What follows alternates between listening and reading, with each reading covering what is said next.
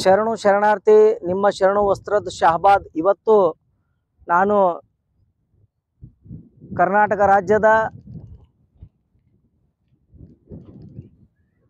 ಬೆಂಗಳೂರು ಸಮೀಪ ಇರತಕ್ಕಂಥ ತುಮಕೂರು ಜಿಲ್ಲೆಯ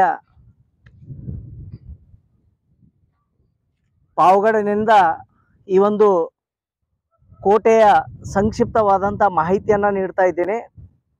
ಇಲ್ಲಿ ಈ ಒಂದು ಪಾವಗಡದಲ್ಲಿ ಶ್ರೀ ಶನಿ ಮಹಾತ್ಮನ ಪುಣ್ಯಕ್ಷೇತ್ರ ಮತ್ತು ಹಾಗೂ ಈ ಒಂದು ಐತಿಹಾಸಿಕ ಈ ಒಂದು ಕೋಟೆ ಇರ್ತಕ್ಕಂಥ ಈ ಒಂದು ಪಾವಗಡ ಕೋಟೆಯ ಇತಿಹಾಸವು ಬಹಳ ರೋಚಕವಾಗಿದೆ, ಬಹಳ ಅದ್ಭುತವಾಗಿರ್ತಕ್ಕಂಥ ಈ ಒಂದು ಕೋಟೆ. ಈ ಒಂದು ಕೋಟೆಯು ವಿಜಯನಗರದ ಸಾಮಂತರು ಈ ಒಂದು ಕೋಟೆಯನ್ನು ಅಡಿಗಲ್ಲು ಕಟ್ಟಿದ್ರು. ಅದು ಕಾಲಕ್ರಮೇಣ ಈ ಒಂದು ಕೋಟೆ ನನಗೆ ಸಂಕ್ಷಿಪ್ತವಾದಂಥ ಇತಿಹಾಸ ನನಗೆ ಅಷ್ಟು ಸರಿಯಾಗಿ ಗೊತ್ತಿಲ್ಲ.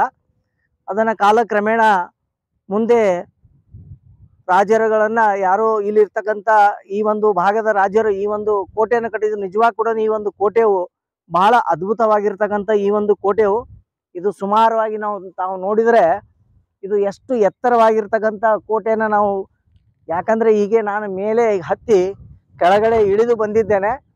ಯಾಕಂದರೆ ಬಹಳ ಎತ್ತರದಲ್ಲಿ ಒಂದು ಆಂಜನೇಯ ದೇವಸ್ಥಾನ ಒಂದು ಕೂಡ ಇದೆ ಮತ್ತು ಮೇಲೆ ಬಹಳ ಕೋಟೆಯ ಒಂದು ಸಂಕ್ಷಿಪ್ತ ಗೋಡೆಗಳು ಮತ್ತು ಈ ಒಂದು ತೋಪುಗಳನ್ನು ಇಟ್ಟು ಯುದ್ಧ ಮಾಡ್ತಕ್ಕಂಥ ಈ ಒಂದು ಕಂದಕಗಳು ಮತ್ತು ಉಗ್ರಾಣಗಳು, ಮದ್ದು ಗುಂಡುಗಳ ಉಗ್ರಾಣಗಳು, ಆಹಾರ ದವಸ ಧಾನ್ಯದ ಉಗ್ರಾಣಗಳು, ಹೀಗೆ ಹಲವು ವಿಶೇಷವಾಗಿರ್ತಕ್ಕಂಥ ನಾವು ಈ ಒಂದು ಕೋಟೆಯಲ್ಲಿ ಈ ಕೋಟೆಯ ವಾಸ್ತುಶಿಲ್ಪವನ್ನು ಒಳಗಡೆ ನಾವು ಕಾಣ್ಬೋದು. ಮತ್ತು ಜೊತೆಗೆ ಈ ಕೋಟೆಯಲ್ಲಿ 10 ಮಹಾದ್ವಾರಗಳಿವೆ. ಅದಕ್ಕೆ ದಶ ಮಹಾದ್ವಾರ ಕೋಟೆ ಅಂತ ಕೂಡ ಈ ಒಂದು ಕೋಟೆಗೆ ಕರೆಯುತ್ತಾರೆ. ಈ ಕೋಟೆಗೆ ತಾವು ನೋಡ್ಬೋದು ನನ್ನ ಪಕ್ಕದ 10 ಮಹಾದ್ವಾರಗಳು ಇರ್ತಕ್ಕಂಥ ಕೋಟೆ, ಅದಕ್ಕೆ ದಶ ಮಹಾದ್ವಾರ ಇರ್ತಕ್ಕಂಥ ಕೋಟೆ ಅಂತ ಕೂಡ ಈ ಒಂದು ಕೋಟೆಗೆ ಕರೆಯುತ್ತಾರೆ. ಈ ಒಂದು ಕೋಟೆ ವಿಹಂಗವಾಗಿರ್ತಕ್ಕಂಥ ನೋಟವನ್ನು ನೋಡಿದರೆ ಇದು ಬಹಳ ಬೃಹತ್ ಆಕಾರದಲ್ಲಿರ್ತಕ್ಕಂಥ ಈ ಒಂದು ಕೋಟೆ.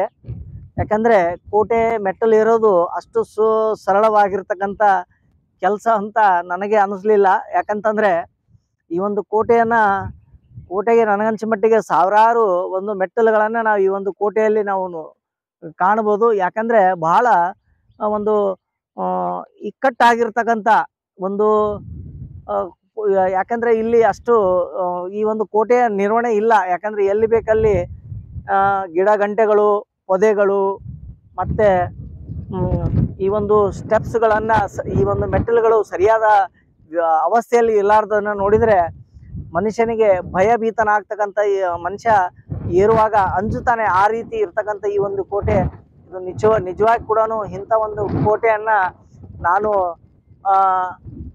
ದೌಲತಾಬಾದ್ ಆದಮೇಲೆ ನನಗೆ ನೋಡಿರ್ತಕ್ಕಂಥ ಈ ಒಂದು ಕೋಟೆ ಅಂತಂದರೆ ಅದಕ್ಕಿಂತನೂ ಭಾಳ ಅದ್ಭುತವಾಗಿರ್ತಕ್ಕಂಥ ಈ ಒಂದು ಕೋಟೆ. ಈ ರೀತಿ ಇಲ್ಲಿ ನಾವು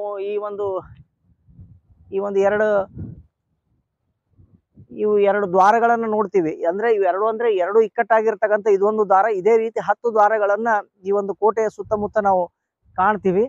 ಇಲ್ಲಿ ಈ ಒಂದು ಪಾವಗಡದ ವಿಶೇಷತೆ ಏನಂತಂದರೆ ಇಲ್ಲಿ ಶ್ರೀ ಶನಿ ಮಹಾತ್ಮನ ಪುಣ್ಯಕ್ಷೇತ್ರವೂ ಕೂಡ ಈ ಒಂದು ಊರಿನಲ್ಲಿದೆ.